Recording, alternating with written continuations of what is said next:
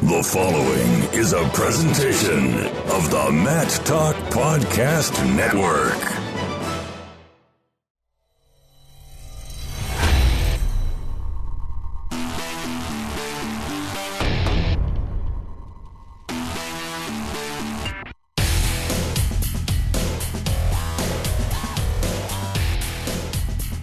Hey, what's up, everybody? Thanks so much for showing up. This is the Final X Lincoln press conference. Competitors up here will be wrestling in session 1 tomorrow at noon. Weigh-ins will be taking place at between 9:30 and 10. Obviously, spots on the line to represent the United States at the World Championships in Kazakhstan this September. We're going to go through match by match, introduce each competitor. And then each competitor, I want you to give an opening statement. And I want you to say one thing about your opponent. For better or for worse. I'll leave that to you.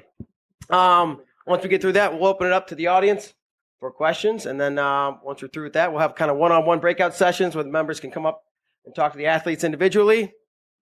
Other than that, let's get right to it.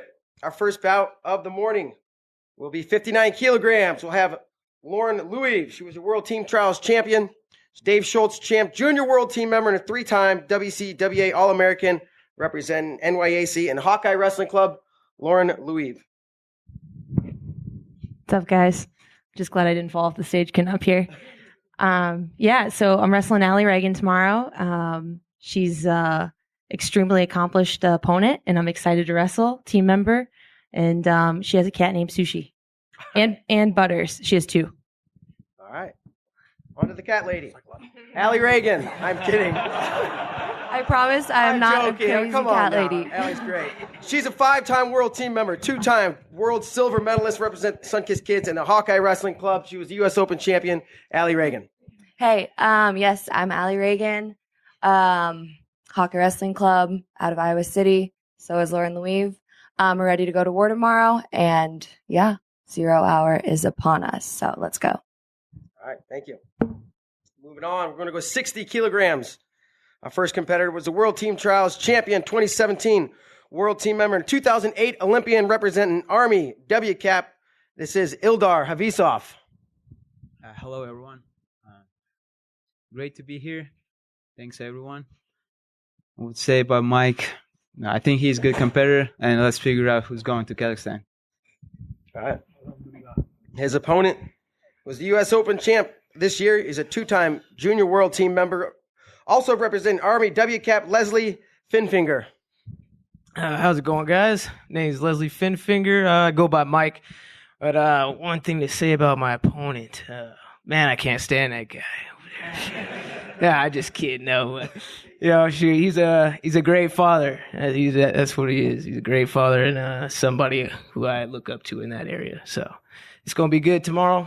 Looking forward to it. It's gonna be a battle. Awesome. All right. Bye. Thank you.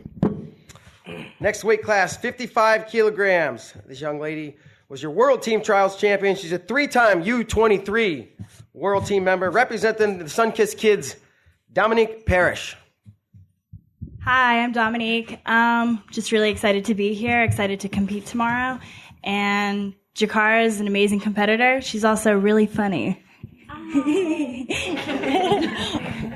Her opponent, as she just spoke about, she was a U.S. Open champion.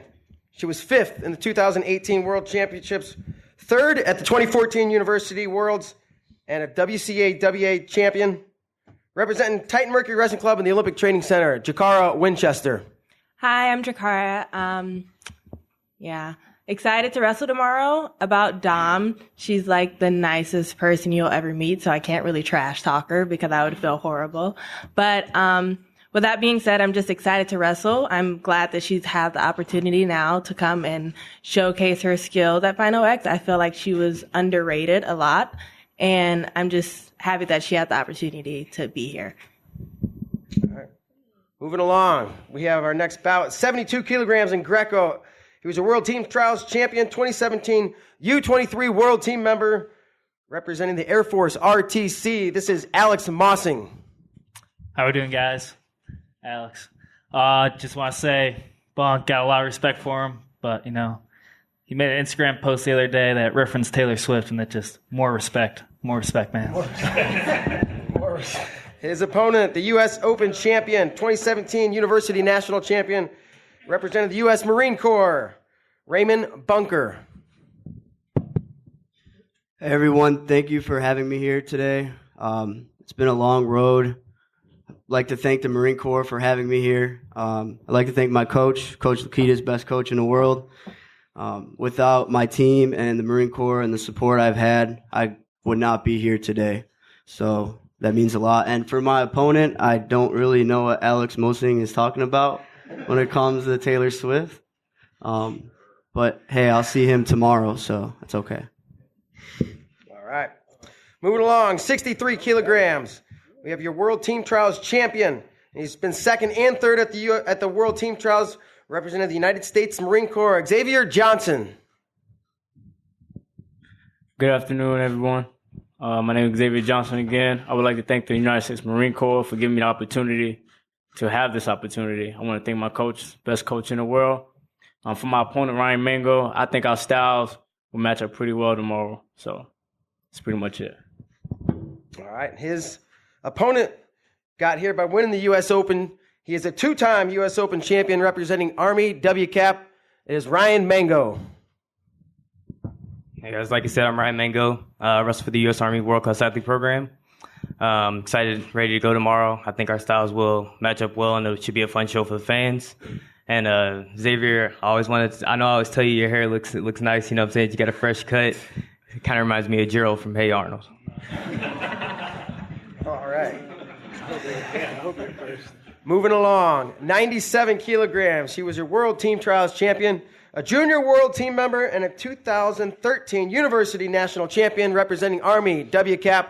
This is Lucas Sheridan. What's going on? Like you said, my name is Lucas Sheridan. Just want to take this moment to thank the Army's World Class Athlete Program, command and staff for all their support, along with the Chicago Regional Training Center for their help and preparation in getting me here. One thing about Tracy, it's a fly suit. It is. His opponent at 97 kilos, he was a U.S. Open champion, a two-time world team member, and in 2016 he was bronze at the Junior World Championships representing the Sunkist Kids, Jangelo Hancock. Hey everyone, Jangelo Hancock here, bad man as y'all know. I'll be wrestling Lucas tomorrow, and it's his birthday today, so I'm gonna tell him happy birthday. Today's his day. No trash talking for that much, but we're gonna get after it tomorrow for sure. I know that much. So be ready. Thank you guys. All right, that's our wrestlers. We now open it up to questions from the audience. Willie's gonna come around with the mic.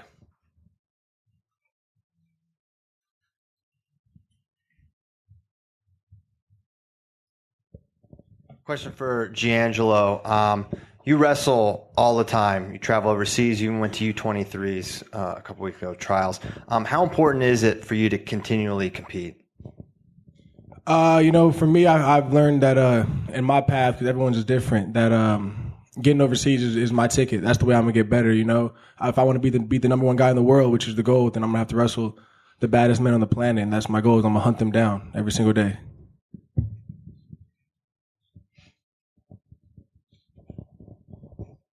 Hi, this question's for Lauren Louise. You were the first woman to start training at the Hawkeye Wrestling Club and have expressed interest in becoming a head coach of a D1 women's wrestling program. With the NCAA recommendation to add women's wrestling as an emerging sport, thus hopefully giving women's wrestling more D1 opportunities. What are your thoughts on Division I status for women's wrestling? I'm excited for it. I mean, it's going to open up opportunities that weren't available to us as college athletes and all those before us. And it's just going to open up all kinds of, recovery for the women. We were talking, I was here with Sarah Hildebrandt this morning before our workout, and we were like, oh my gosh, if we just had a facility like this available to us when we were in college. So the training opportunities that will be available, the partners, the coaches, the money that goes behind it, just everything is going to be huge in developing our female athletes, I believe. And that's going to continue and flow on to, freestyle and the senior level as well, getting them the resources that they need at the college level.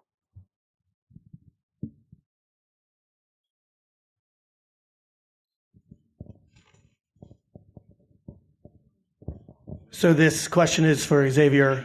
You obviously had probably the biggest rise in the sport since you started wrestling Greco only 3 years ago. Is the Final X your biggest accomplishment to date in wrestling? I would not say it's my biggest accomplishment. I would say my biggest accomplishment would be when I stepped on the yellow footprints in Parris Island when I became a Marine. Because without that, I wouldn't be here sitting in front of you guys. Questions mainly for Ryan, but Lucas and Mike, Leslie, you can chime in in terms of your college wrestling experience. There's so much about the grind of wrestling and, the talk of freestyle and folk style. Greco usually gets, tossed out of there, where how much college wrestling helps your Greco-Roman training and such with the grind and that type of attitude.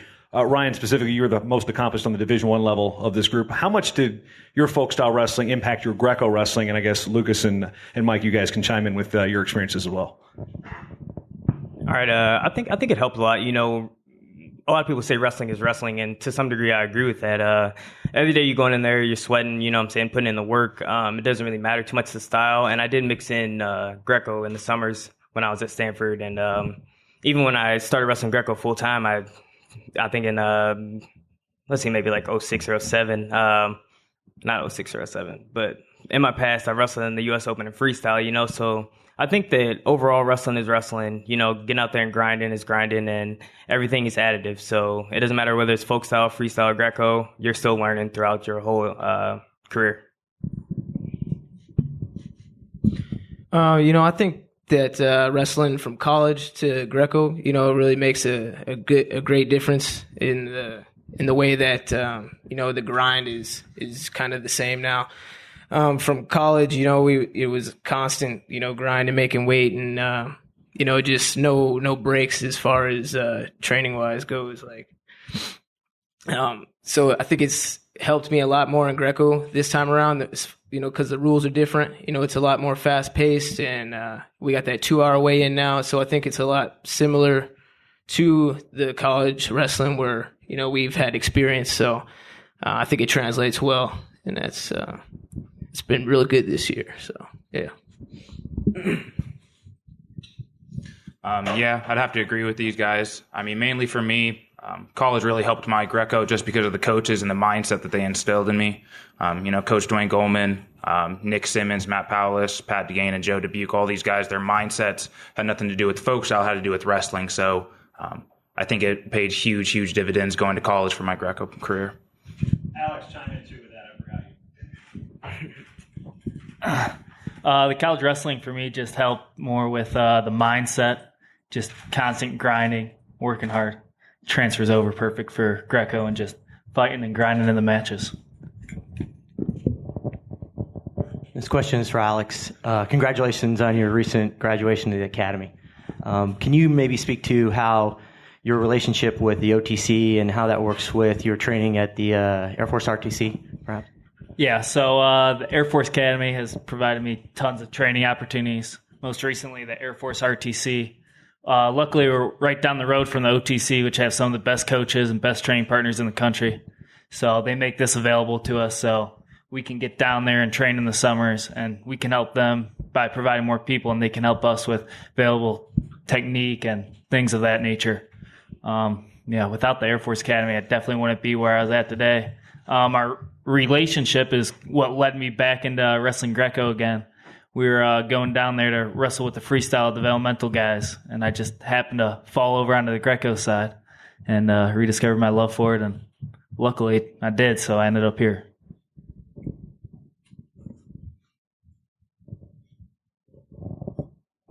This question is for Dominique Parrish.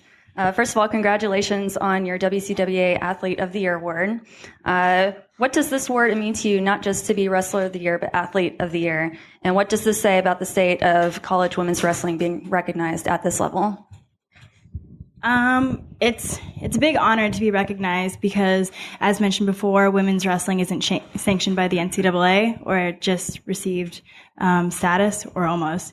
But when you wrestle at the WCWAs, you're wrestling all the women who are wrestling in the United States for college or junior colleges. So I think being recognized as the Athlete of the Year is just a huge honor because it means that out of all of the women who are wrestling, I was selected as one of the best, and it's just really humbling. And I think it's important to recognize women's wrestling, and recognizing through the WCWAs is one of the better ways to do that.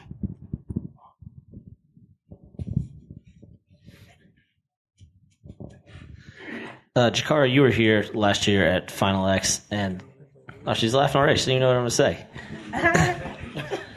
I was going to give you a serious one. What do you think that this past year has done for you of being number one on the ladder, being the top dog? What would you say is different from this year to last year when we were sitting in this room? I think I got better training. You know, I got to work with great people. I got to work with Helen. I got to work with Allie. You get individual time with your coaches more. You know, everything's focused on you, so you're able to like make leaps in wrestling. So I think that's just about it. I got one for Allie. It's kind of similar to you, both of you, similar to McKenna and Steve were last year. You're in the same room preparing. Were you training together prior to maybe this freestyle season? And what's it, you know, I'm guessing you guys don't train together. What's that like? Well, leading up to this, she's been at the OTC and I've been in iOS, so that really doesn't affect us right now. But yeah, I mean, whenever we need to go together or partners like that, then so be it. But other than that, not really. All right. Thanks. Anybody else? Yeah, for Ildar and Mike, the familiarity there. How do you deal with that for tomorrow? You guys know each other pretty well. Probably no secrets, but how are you going to deal with that? Well, I know it's going to be a battle. We've been training in the room for this battle. We do know each other quite well. So, it's going to be interesting. It's just going to be real close, and we'll see who wants it more, really. Yeah. Yeah, it will be close, maybe not. I'm ready for war. I mean, I want my spot. I want to go to Kazakhstan because my family gonna be there, which is I didn't saw them about 5 years now. So I definitely will do my best tomorrow. Good job, Ildar. Anybody else? Allie, you were here last year too. After you guys wrestled, you had a big impact on the state of Nebraska with girls high school wrestling. What's kind of your stance on that, and how big it would be to see another state kind of go in that direction to kind of pioneer Nebraska getting girls high school wrestling? I think the more that we're competing, the fact that I had an impact on women's wrestling, that's awesome. That's our job of us girls here. So I think that us doing our role and being here and performing is just going to lead more girls to wrestling. So I think that all of us probably wrestled boys growing up, and it's really hard, and a lot of the numbers don't, come out for that because it's a tough challenge. So I think that the more women wrestle, the more girls will wrestle as well. So I think us growing the sport is going to help grow the sport for the future. So that's really what it's all about. Question for Ildar. In terms of your background, you've represented another country overseas competition. You came to the U.S., you joined WCAT, had the opportunity to represent the United States. Explain the similarities and the differences between representing Uzbekistan and the United States. Represent country in international level, I think is no difference between U.S. and Uzbekistan by representing country, but it's huge different living in the United States and living in Uzbekistan. I mean, I'm very thankful for the World Class Athlete program to having me, because without the Army, I wouldn't be here, wouldn't sit here, and wouldn't wrestle. It was great time in Uzbekistan. I was younger. I competed in Olympic Games, and here, I think I'm a little bit smarter. I think I'm stronger now, mindset, and like everyone's saying, I'm living a dream right now. Thank you.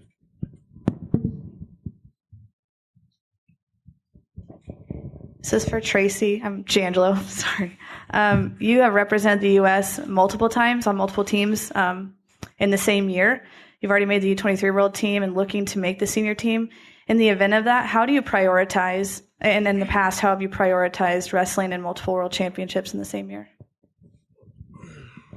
I kind of, in my head, I kind of think that I take them all, day by day, match at a time. And every time I step on the mat, every match is the utmost importance to me. I prioritize that as the very first thing that must get done in order to get to the next stage, And I had the option to do the U23 after the Final X, but I figure, come home, get the job done, keep moving forward, and that's part of the deal, as my mirror would say.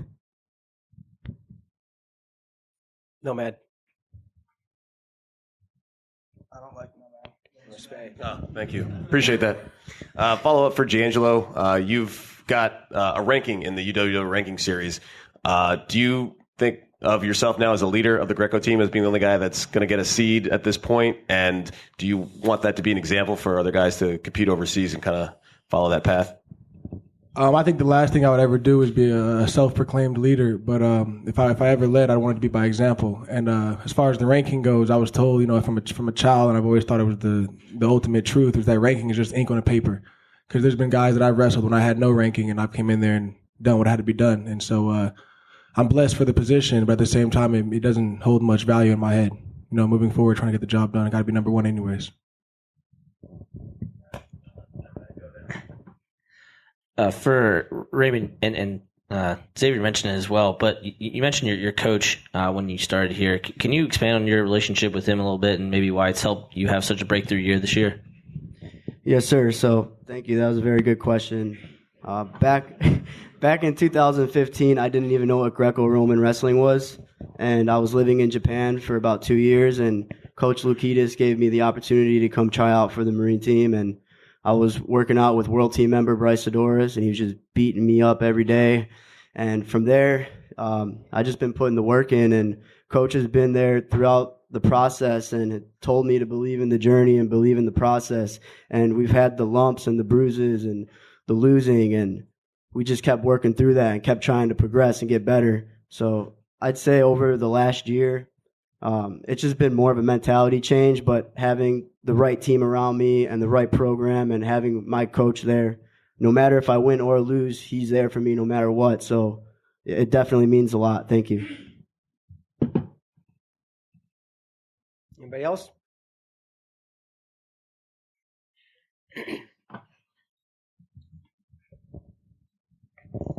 This question's for Allie Reagan or Lauren Louise. Hawkeye Wrestling Club has been able to put 4 members into the Final X competition, already 1 world team member. Can either of you expand upon how Hawkeye Wrestling Club has been able to produce, been able to result in 4 members wrestling in Final X? We have great coaches. Obviously, the Brands brothers, everyone knows they're awesome. Perry works with us a lot, and the whole training staff is good. We have great training partners, and we scrap every day in the room, and it's really hard not to be motivated and really go after it every day in the room because everyone around you is doing that same thing. So definitely the energy in there is really electric, and every day you got to go to war. So it's definitely each person gets better, and I think we have a great coaching staff too. So. Yeah, really what Allie said. When you put all of a group of women that are at the top level in a room together, filled with intensity that Iowa brings, with the coaching staff that they have, and given individual work, you're going to have a great outcome, and that's what we're building.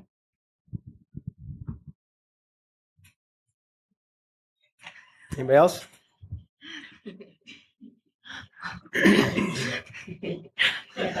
This should be interesting. This is for any or all of the Army guys. Last week in Rutgers, I'm sure everybody saw that the Army guys went 8-0. Do y'all feel any added pressure going into this to get the job done and follow y'all's teammates and the performance they put on last week? I would say absolutely not. I think seeing our teammates get 8-0, 4-4 on the world team is nothing but motivation to us. Majority of us was all over my house watching it. So, one team, one fight. We're the black and gold family. So that just motivated us. to work even harder this past week for our goals right now. Yeah, I agree. And I mean, that's the standard for the black and gold anyway, winning. So, of course, we're there to support our teammates, but a lot of times we're wrestling at the tournament at the same time they are. And so it just comes with the environment. You got to learn how to be into their matches, but when it's time for you to compete, you got to focus on yourself and get the job done.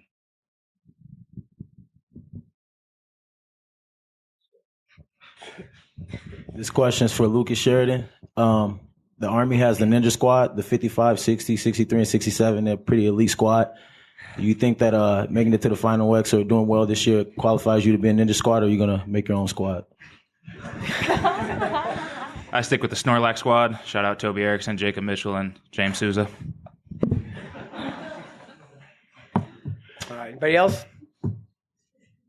All right, that'll do it. We got some time to break out individual sessions with some of these athletes if you want. Otherwise, this session goes down tomorrow at noon. Thanks for showing up.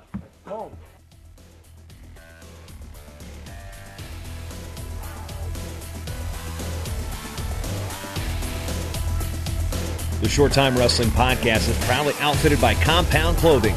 Shirts, singlets, custom gear orders, everything you need. Call up Cliff and the crew at cmpteamwear.com. Hey, you know what? Did you like the show? You want to hit that subscribe button? MattalkOnline.com/listen. Various different ways to subscribe to the show on your favorite podcatcher of choice. And if you're already subscribed, you already listened, and you love the show, and you want to support this show and this network, MattalkOnline.com/join the team. Become a team member today.